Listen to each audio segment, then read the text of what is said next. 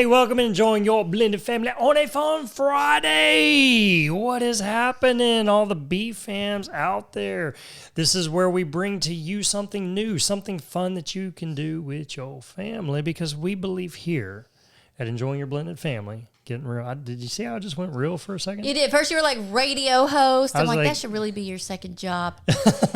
And then I just kind of went all seriously. But we do believe that as blended families, being in a step family, that the more fun you have, the less step family drama you see. Mm-hmm. And it's all about creating new experiences because it builds stronger relationships and builds them faster. So the more times we can do that, the more fruit that we see from that. So we love coming here on Fun Fridays and just sharing new ideas, new things you can take and do with your family. Sometimes it's old reminders of things. And today is going to be one of those that maybe you know a little bit about, maybe you don't. Maybe you've heard, I don't know. When I learned about this, I mean, I was a grown woman and it had been around for quite a while. And I'm like, how did nobody ever tell me about this? Yeah, so it's kind of one of those things that we're going to talk about today, and that is geocaching. Geocaching. Yeah, and it's like caching, caching, spelled caching. Like that. It's a different, not like cashing a check in or something. Yeah, you're definitely not cashing a check in, but yeah. So geocaching is what we're talking about, and you can actually have some pretty fun moments with your family doing this. So we're going to share all about that and ways you can use this in your blended family to really have a lot of fun and create those new memories that you're all laughing about later and say, hey, remember that time we did this? Yes, especially if you are a family that likes outdoors and you like to solve problems or clues and that kind of stuff. This is perfect. This is your jam. So we will be back here in just a minute. All right, so this is one that I think originated from like college students. Because they always come up with the coolest things. Yeah, they got all this extra time on their hands not doing their college work, I guess. I don't know. Well, they're just getting, new information all the time, so it gets their wheels spinning. They're so creative. That's what we're going with. So one of our, close friends, in her early 20s, or our friend's younger sister in her early 20s, she exposed me to geocaching. Again, I was shocked. I was like, are you kidding me? There are these things all over the place. So what a geocache is, it's a little tiny trinket that has been hidden in some sort of little tiny container, and it's been placed somewhere that nobody knows that it's there. It's not obvious, but they're all around you. What? They are. They're all around us, and we don't even know it's in your backyard. Well, probably going to be in a public spot because people are coming and looking for those geocaches. It's not in your backyard. But the people that create them, I guess they go through. I've never been on the creators of the site. I've just downloaded the app, which we'll talk about here in just a second. But when you get the app and you follow where it's telling you to go, you're going to find this little tiny, sometimes it's like in a medicine bottle that's been maybe spray painted so it'll be camouflaged, or duct taped, or sometimes it's like these little capsule looking things. I found my grandma's pills. Well, maybe. But I've seen so many different containers, and we're going to share some of our personal stories here in just a bit. But inside them, what I think is really cool, besides the trinket, is they put this little tiny scroll, and it rolls out. And the people that have found this cache has written their name in it. And the idea behind it is you write your name, you take that cache, and you replace it with something else. Now, unlike the word that sounds like cash, sounds like cash money, sounds like valuable, that's not part of this game. We don't want to be putting no money, no pennies, no dollars. That's a real diamond. Yes, we're not doing real valuable stuff. We're doing little tiny miniature trinkets. It's dollar so store fun. Stuff.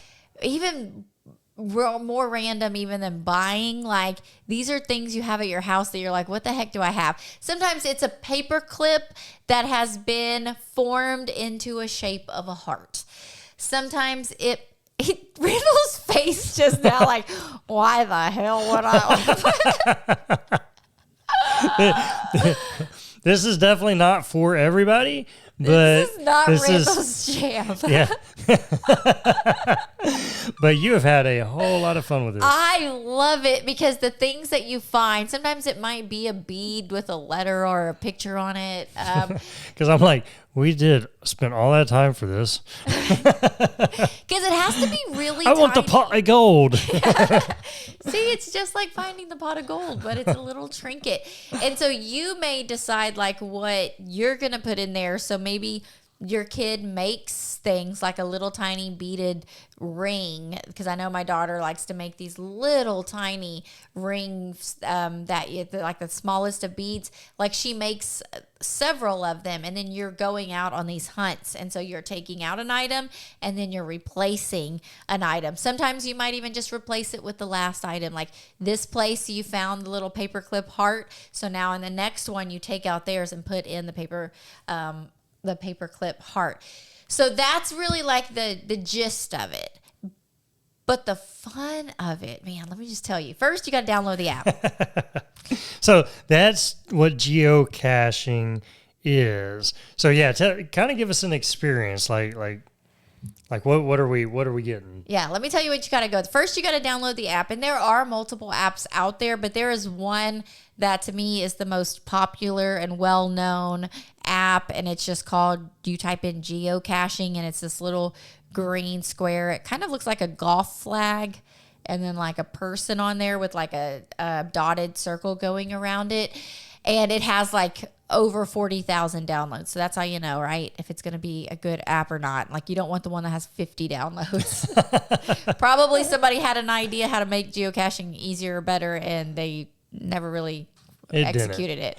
Because you do have to have some rules and regulations, and somebody's overseeing this and putting in these new caches. So you want to have one that is well known. But once you download it and you sync it with your Facebook account or your Google or whatever to create your account, then it syncs it with your area that you're in. And so when you click on maps, I brought it up just for you guys that are watching on the YouTubes.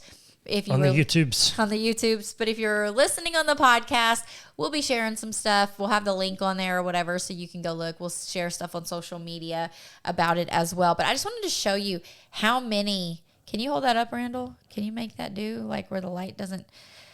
All those little green dots. Well, I guess I can't really get it to focus on there as good, but I think you get the point. All those green dots are within a probably 15 to 20 mile radius of our area. So there's a lot of them. Yes, there's a lot just in the area. So you click on the one, maybe the closest to you that you want to find. You click on it, and they all have their own special name. So this one that I clicked on that's near us is called the Hungry Calf, and it's 3 miles from us. And it says a regular one. So I guess there's like different levels of difficulty. This one is a 1.5 in difficulty, a 1.5 in the terrain, and it's regular sized because it has like this little scale of size, small all the way to big. And it tells you like this, you're using it like a tracker. So you're driving at first, and then when you get out to the place that you're near it, you're walking around with your phone, and it's kind of like the hot and cold game. You're watching it to see if you're getting closer and closer and closer to it. If it gets so hard that you're like, it says I'm right here, but I can't find it, don't worry. There's a little hint button. And the hint for this one says where the sidewalk ends. Ooh. So it's telling you might be looking all around and you're like, where the heck is this? We know we're looking for the sidewalk, and we're looking for where the end of the sidewalk. I haven't done this one specifically, but then it also tells you like a little bit of a description. Like this one says, placed with permission of the only close property owner. They're not muggles. What is muggles from? Muggles, that's from Harry Potter. Harry Potter. So that's just a little Harry Potter joke. I guess you can tell that they're little Harry Potter fans. And then it shows the activity like it's been found last on March 3rd, 2023. So you know that this is still an active geocache, because there are situations where maybe some meanie stole it and it's no longer there. But that's one way you can find out. It's like, okay, when was the last time that it was found? Sometimes they even put a picture along with it, just so that you have an idea of something to go, if you're getting a little bit confused. And you can even send a message to that person if maybe you're having some difficulty. I've never actually done that. I would think that part is kind of annoying if you were the person hiding, if that's an issue. But maybe if you just ever needed to get a hold of them because it's missing and you need to let them know. But that is like the main basis. So are you visualizing that? Oh yeah, no, I got that. And I don't know why you don't love it, Randall. I don't know, maybe I just need to get out and geocache, and then I'll be like an addict. And well, I'll say this. One of the things when we look into our common interest and we break down like the things that we like to do, I like to search and seek out things. Like I love things like Where's Waldo, where I'm the one like, oh, there he is, that's him. Like I get to be the one that finds it. We were just camping recently, and anytime I could like spot a deer off, and I'm the one that finds it to tell the rest of the family, oh, look, there's a deer. Like I find great joy in that. Yeah. And that's awesome. So that kind of leads into how to use this, right? To where this could be something done with your whole family. Like maybe this is a family outing that y'all say, hey, okay, let's geocache on Friday after school or something to that nature. Yeah, what a great transition day. Yeah. Thing. So yeah, you can, maybe you're traveling or whatnot and you're going to throw in a geocache time to do that. Or maybe this is kind of like where you and I, you see great joy in that. I don't see as much in that, but maybe one of our kids see great joy in that. And so you and them, that's going to be y'all's thing, to where now y'all have your date time together, to where you are going out and doing something like that. Yeah. And so when you're looking into like, okay, who should experience this? Maybe you try it as a family and see. But if you see like, okay, they're not very receptive to it, then, maybe then we can narrow it down. I do want to say though, make sure you're doing it at the right time of year, because you're going to get a lot more buy-in when it's not 98 degrees outside and you're walking around drenched in sweat looking for this little tiny thing that you can't find, and people are getting frustrated and hot and tired. So there are ways to set the mood so that you have a successful time in this searching process. Like you go and take them through Sonic to get their favorite Sonic drink and maybe a snack. Load up in the car. We're big Buc-ee's fans because we're from the home of the original Buc-ee's. And so you go through there, you buy your beaver nuggets, you get your chips or what have you, you load up on a drink, and then you go out on the hunt, picking a crisp fall day or a beautiful springtime. Stay away from the 90-degree weather in the summer, especially in Texas. Yes. And maybe you get an ice cream after. Yeah, and you have that like reward that you're going for. And so then you go and you try this out as a family. But also when you do our finding your common interest that we have, when we do how to enjoy your blended family, and we break down, okay, these are the things that I love as mom. These are the things he loves as dad. These are the things that my kids love. These are the things my stepkids love. And when you see that they love outdoors, this is like one of those key things that's free and fun and all over the place, that you and that child can use this as a bonding moment. Yeah. So good stuff. We'll dive a little bit deeper into this in just a minute. So y'all stay tuned. It's time to have some more blended family fun. Yeah. Are you ready? What was that? I've been really working on this song. What do you think? Sure. It's great, babe. Well, it goes along with how to enjoy your blended family. You know, the 5 dates to discover fun in your step family? The greatest thing since sliced bread for blended families? Okay, I get it now. I feel your excitement, but why don't you tell them about it instead of singing it to them? Wow, okay, shut me down. Why don't you? All right, let me try. When you have more fun together, you see less blended family drama. But we can get so caught up in life and problems that we miss out on really enjoying our family. So we'll walk you through 5 dates where you'll discover more fun your family loves and have a great plan to keep it going. How's that? Pretty good. Short and sweet. I know that got them way more excited about all the fun possibilities they can experience with their family than your song did. What? Seriously? Well, you could have also told them that it not only creates more fun in their whole family doing this, but it also adds more fun in their marriage and gives them new ways to connect with their kids individually. It's also great for building that step-parent relationship. You could have said all that too. I don't think you really appreciated all the work that I put in on that song. Anyways, How to Enjoy Your Blended Family, 5 Dates to Discover Fun in Your Step Family is available for you today. Discover more fun and you'll see less problems. The link to get started is in the show notes of this episode. Have more fun with your blended family and go on these 5 dates today. You'll be so glad you did. Yeah, yeah. Really? You had to go there again. Let's get back to this episode.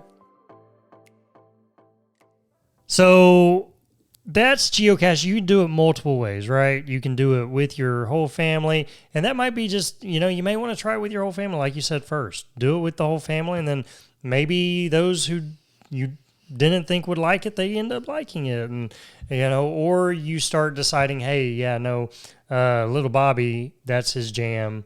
Little Susie, that's not her jam. So me and little Bobby, we're gonna do more of that. Me and little Bobby, this is what we do for our fun time. So we're gonna do more of that. So you do that. Now, this has been something that you have shared with our kids a lot, because our kids, they love that puzzle. They love solving the mysteries. Well, and we really only have one kid that doesn't really care for it. Can you guess which one? Me. Besides you, I would say Devin. You are correct. He has absolutely zero interest in getting out of the car and going and searching, which he did okay with Pokemon Go. Maybe we should do a whole episode on Pokemon Go. Because we actually have grown kids that still Pokemon Go. He liked that because I guess it still was involving his phone in a way and something that he was interested in, but not so much when it came to getting out and searching. But again, some of that's my bad because it was summertime and we're searching around in the heat for this and you just get frustrated. But this is something like the cool thing about it is it's right in your hometown. So you have some extra time, you grab the kid that's interested in it and y'all go out and y'all go looking for these things. But they're also all over the place. So I've done it where I'm taking the kids to an appointment an hour away because we live near Houston. And so some of their doctor's appointments would be in Houston. And so we would make a day out of it. We would go to the appointment and then we would go look for one of these geocaches in the area. A lot of times they're in a park. We have found them behind a Walgreens. We have found them at a Whataburger in like the light pole. They like have these magnet things that stick up in there and hide them. I mean, we have found them in the coolest, interesting place. I will say there was this one time at the mall. We searched on the top of this parking garage for an hour, and I did not want to give up. And everybody was mad because I was refused to give up, and we never found it, and it was very disappointing. So sad. That was probably the one that made Devin say, I'm never geocaching ever. So maybe read the room. Yes. If your kids are all sitting down pouting in the corner, then maybe that's not a good thing. Yes. Maybe you got some issues. But we've done this when friends and family have come into town. I've done it with my friends and their kids along with my kids. during the summertime, and everybody that we've exposed them to, they just think it's so neat. I've done it with my nieces and nephews when we go visit my mom. She lives a couple hours away, and so then, okay, now we're here visiting grandma. Let's look for geocaching in this small area that we're at right now. You could do this when you're on vacation. Like if we zoomed out on this map, it would show them all over the world because I've done this. So maybe you go on a trip somewhere. Now you can look for these geocaches. Of course, be safe. And they do have a warning on there that sometimes these things might send you into like a wooded area. And so you want to just make sure that you're cautious and your surroundings and ants and snakes bugs and spiders and all of that. People. Yeah. And so can I share a couple of our most interesting geocaches? I think we would love to hear that. So here's some of my top favorites. Okay, my very most favorite, I think, that is no longer in use. But in our area, they had one that was a bird house. Now, we rode our bikes to this place to find it. So there was a bird house in this little trail. And we're like, how the heck? It's not here. How do you get it out? And you look at the hint, and it tells you need a bike pump. And we're like, what?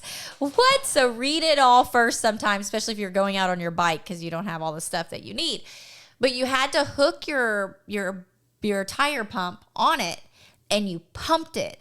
And when you pumped it, it made this little trinket come down. And then you grab it and you unhook it and you take the scroll out, you write your name, you put your trinket in. And it was so tiny. It was like the littlest tiny of thing. Then you attach it back and whoop, back inside it goes. That was like probably number one, the coolest one, because we had been at that little park before. We had seen this birdhouse before, but we never knew that inside was a geocache until we went on this adventure. There was another one at a local park that was this long tube that had been like zip tied to the fence. So again, be careful, poison ivy. And you couldn't get it out of the tube until you read the hint. You had to pour water into the tube. Were you there on this one? No.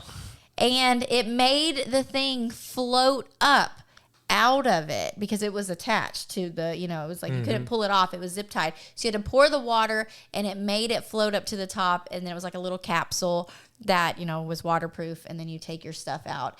Well, how did you put it back in? Because it still had water in it. I don't remember that part. No, I think it had, no.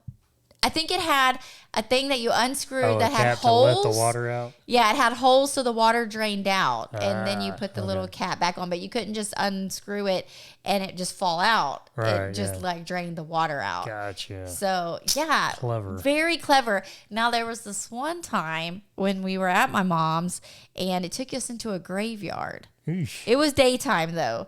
We're hunting in this graveyard for it, and there's this fence line, and we're searching.